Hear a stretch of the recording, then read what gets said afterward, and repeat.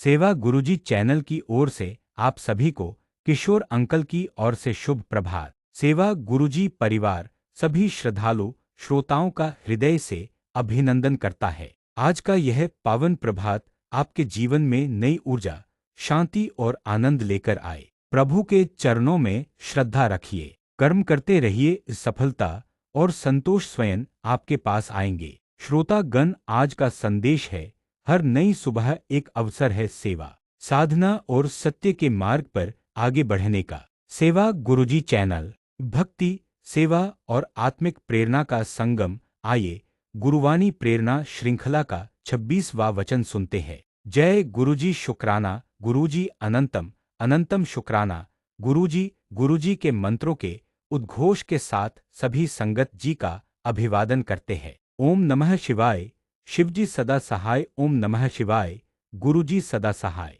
भक्ति का अर्थ भागना नहीं, जग में रहते हुए स्थिर रहना है। सच्ची साधना गृहस्थी में भी संभव है। जीवन के हर मोड़ पर जब जिम्मेदारियां हमें बांधती हैं, तो मन में यह सवाल उठता है, क्या सच्ची भक्ति केवल साधु सन्यासियों के लिए है? गुरुजी का यह वचन इसी भ्रम को तोड़ता है। भक्ति का सार यह नहीं कि हम संसार से भाग जाए, बल्कि यह है कि संसार में रहकर भी मन को ईश्वर में स्थिर रखें। सच्चा साधक वही है जो गृहस्थ जीवन के कर्तव्यों का पालन करते हुए भी भीतर से शांत और समर्पित रहता है। भक्ति तब सच्ची बनती है जब परिवार की सेवा में ईश्वर को देखा जाए, हर कार्य को निस्वार्थ भाव से किया जाए, परिस्थितियां चाहे जैसी हों, मन ईश्वर में अडिग रहे। भक्ति भागने का नहीं, स्वीकार करने और साधने का मार्ग है। जहाँ कर्म है वही पूजा है, जहाँ प्रेम है वही ईश्वर है। गुरुजी कहते हैं, संसार से नहीं, अपने अहंकार से भागो। भक्ति वही है जो जीवन को सरल, संतुलित और ईश्वरमय बना दे। गुरुजी विस्तार से भक्ति का विवरण करते हैं। यह वचन जीवन के उस गूढ़ सत्य को उजागर करता है जिसे बहुत से साधक समझ नहीं पाते।